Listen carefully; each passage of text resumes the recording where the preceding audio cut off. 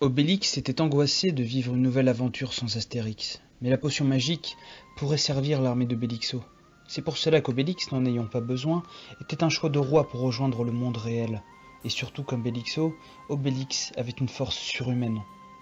Un petit comité s'était réuni autour de Jormo et d'Obélix.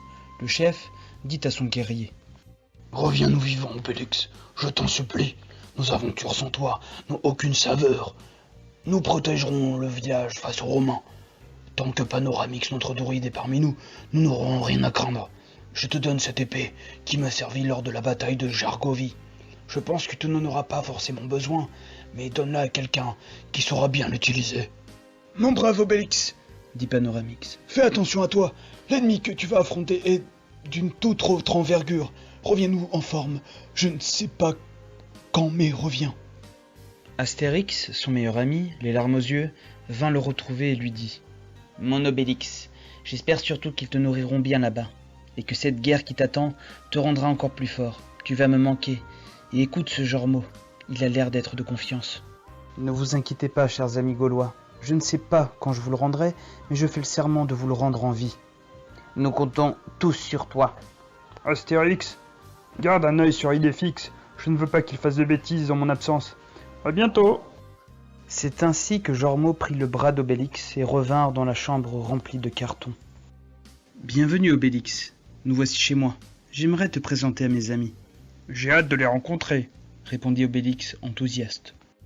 Après quelques heures, ils entrèrent au labo afin de présenter Obélix à Bersky et Rosal. Jormo s'était absenté depuis plusieurs jours dans la bande dessinée. Neige était en train de travailler et Victorino était occupé avec les moutons. Silvio était avec eux, en train de préparer le voyage qui allait avoir lieu dans à peine 2 jours. Mes amis, voici Obélix, notre nouvelle recrue gauloise dans notre conseil de Ralave. Il a une force surhumaine, je pense qu'il peut le faire le poids face à Bélixo. Obélix, je te présente Bersky. Bonjour, Obélix. J'ai lu bon nombre de tes aventures. Il y a même quelque chose qui me fait rire dans toute cette pagaille. Obélix est l'anagramme parfait de Bélixo. Coïncidence? Je ne crois pas.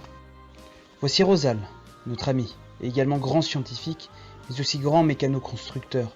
Il est fait de bois suite à une de nos mésaventures. Bonjour Rosal, enchanté. Tu n'as pas trop de mal à te déplacer? Dommage que tu ne sois pas fait en granit. Je suis tailleur de pierre dans mon village. Non, ne t'inquiète pas, Obélix, dit Rosal. Je m'y suis habitué, et puis grâce à ce pouvoir, j'ai beaucoup plus de force et de résistance. Mais j'ai réussi également à construire un magnifique bateau. Voici Silvio, patron du seul restaurant du village. Il a le pouvoir de se transformer en tigre. Vous devriez manger à Jalena un de ces jours. Qu'aimeriez-vous manger? La nourriture réelle devrait avoir encore meilleur goût que dans les bandes dessinées. Bonjour Silvio. J'irai certainement. Mon péché mignon, c'est le sanglier rôti. Bien sûr, Obélix, je vous ferai comme on dit ici, Javali Asado. Et voici Neko 90, un robot autonome construit par Rosal. Il appartient à Bersky cependant, continua Jormo. Bonjour Obélix, je suis Neko86, au service de Bersky. Que puis-je pour vous? Obélix était content de se retrouver parmi les amis de Jormo. Il voyait ainsi d'autres visages que des hommes moustachus. La personne que tu vois dehors est Victor, un magicien qui est le protecteur du village. J'aimerais qu'en notre absence, pendant que nous prendrons le bateau, que tu sois également le protecteur du village. Tu garderas un œil sur Crix, sa mère et son garde du corps.